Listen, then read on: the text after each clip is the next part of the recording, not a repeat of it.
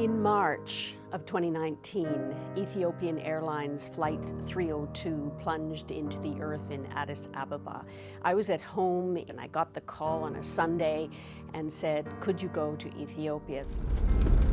Traveling to the crash site sends you into rural Ethiopia. There was a great big gash in the ground.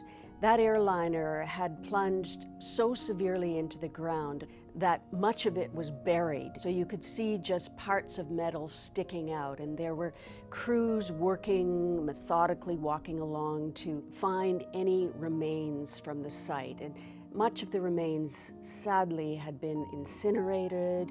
There was very little left. Belongings were being gathered. And every day that we were there, another group of families would come on a bus to see where their families died.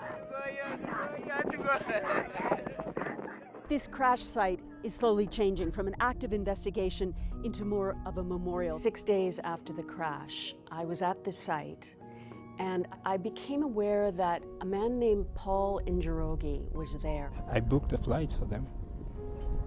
He was a father who'd lost 3 children, his wife and his mother-in-law, all in this crash. And the kids, they must have called their mommy. They must have cried out their daddy. That's what breaks my heart.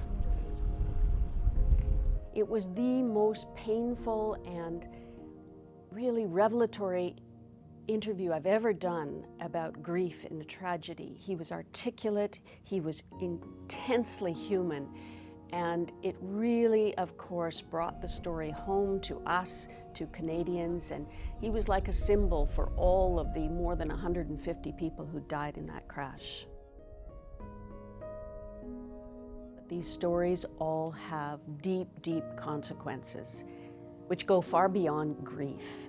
They go to accountability, to investigation, to resolving what happened. We are very sorry for the loss of lives. To try to come up with reasons and ultimately recommendations so things like this don't happen again. On a Sunday morning last March, Paul Njoroge's life went silent. It's very important to me to keep contact with some of the people I've met at the worst times in their lives. I feel like it's a responsibility and a deep courtesy to them that I not only ask them to share their stories at that moment, but that I follow up.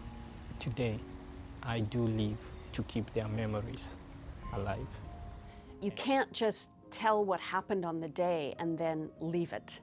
It never goes away for them, and really for reporters, it should stay with us for a long time too as we continue to develop the story as it goes along.